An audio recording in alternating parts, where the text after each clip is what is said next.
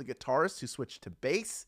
After Stu Sutcliffe left the band, he decided, all right, I'll do it. I'll learn how to play bass. And George, of course, was sometimes lead and sometimes rhythm guitar. Of course, later on, in later albums, Paul would play the drums. He would do everything by himself. They would all sort of separately record, but Ringo was the official drummer of the band.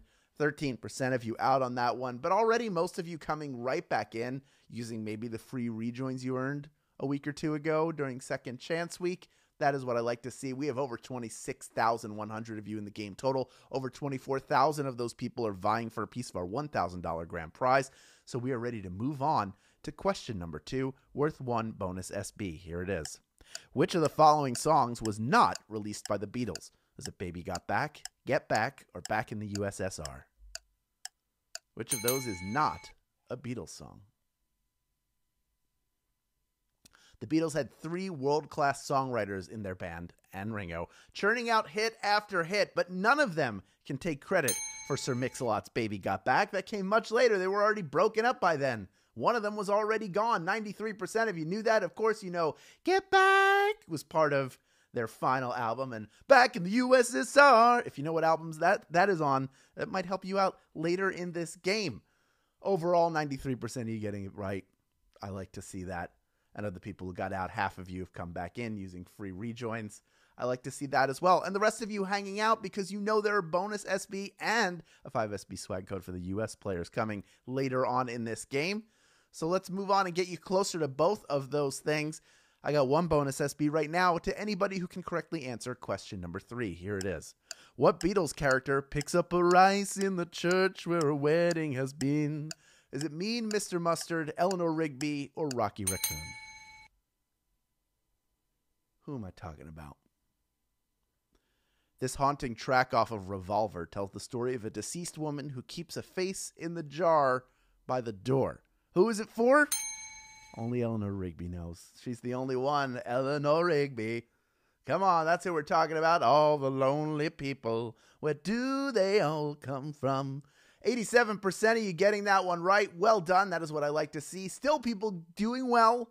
Maybe everybody doesn't know everything about the Beatles, but you're bound to pick up some bonus SB along the way. But I'm guessing that a lot of you are going to win this game. That is my guess.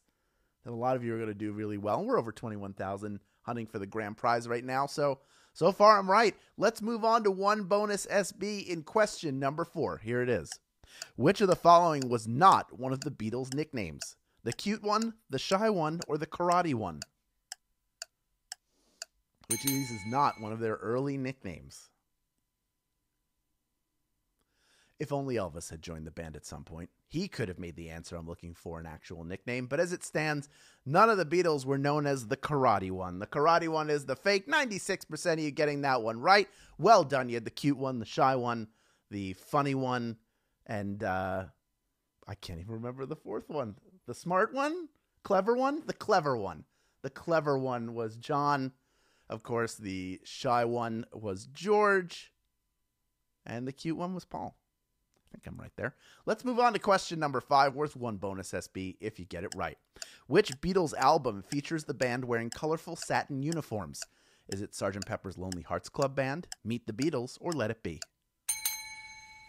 Which one are they wearing those satin uniforms? One of the most iconic albums in the history of recorded music. It's a hodgepodge of different historical and pop culture figures hanging out, including younger versions of the Beatles. But, of course, I'm talking about Sgt. Pepper's Lonely Hearts Club Band. It's Sgt. Pepper's Lonely Hearts Club Band. 93% of you got that right. Only 7% of you getting out on that one, but already over a third of you right back in it. We still have almost 20,000 of you in grand prize contention.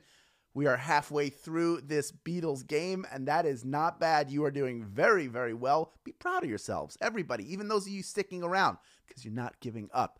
Question number 6 coming your way right now, worth 1 bonus SB if you get it right. The Beatles recorded a number of albums at what world-famous studio? Is it Formosa Studio, Sun Records, or Abbey Road? Which one is home to many Beatles recordings? Many sessions.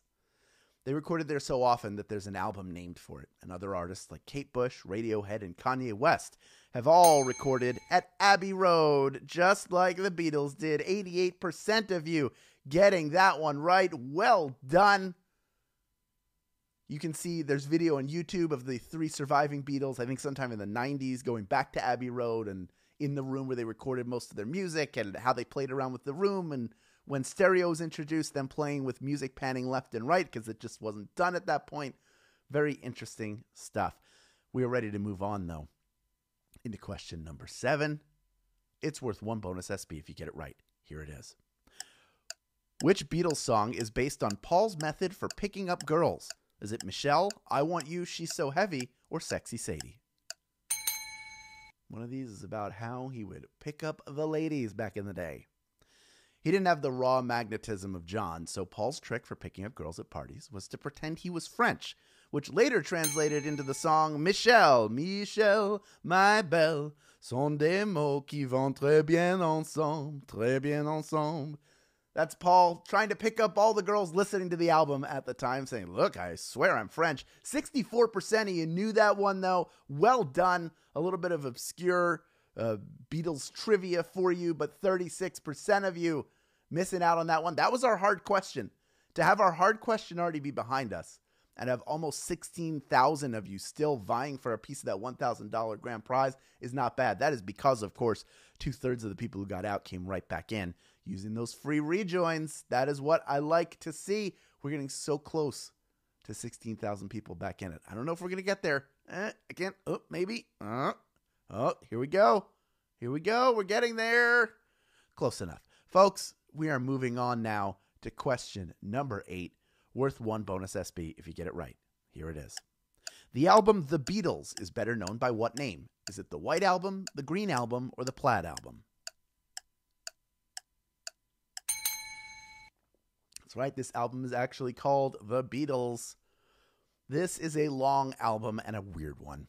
At this point, the Beatles were drifting apart, making the whole thing sound like a mashup of solo records collected into the White Album. The White Album, which of course features, back in the USSR, I think it is the lead-off track of that album. 94% of you getting that one right. Well done. You're going, woo, just like the Beatles did back in the USSR, and maybe going, like they did in Revolution number 9. But either way, we are ready to move on to question number 9. Number 9. It's worth 1 bonus SB if you get it right. Here it is. Which spouse has historically been blamed for breaking up the Beatles? Is it Pattie Boyd, Yoko Ono, or Linda McCartney? Who was blamed for the breakup of the Beatles?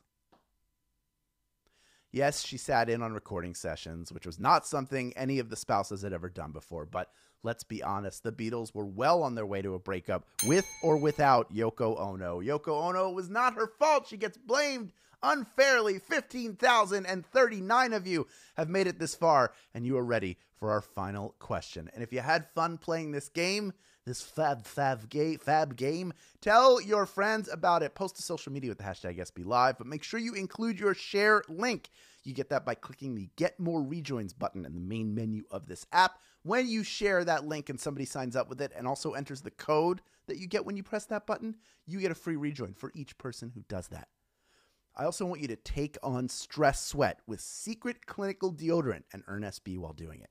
Just add Secret Clinical Deodorant to your shopping list in the in-store deals section of Swagbucks, then buy 1 eligible Secret Clinical product at your local Walmart and earn 200 SB when you upload your receipt. Buy 2 and earn 700 SB.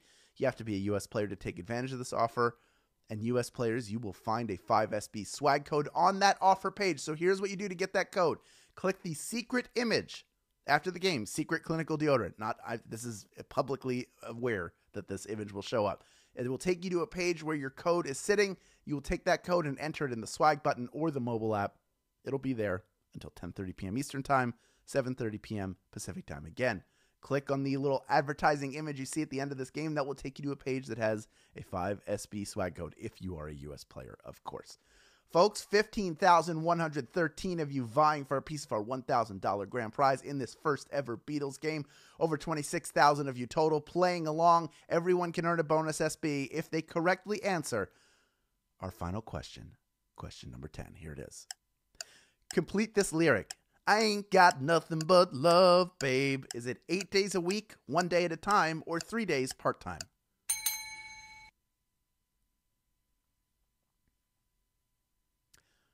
The Beatles need your love, babe. Guess you know it's true. But are you prepared to be loved by them 8 days a week? That is the answer I was looking for. 8 days a week. 14,592 of you knew that answer. And you, my friends, you are splitting our grand prize. Woo! You're each getting 7 SB in grand prize money, plus the bonuses you earned along the way. I'm talking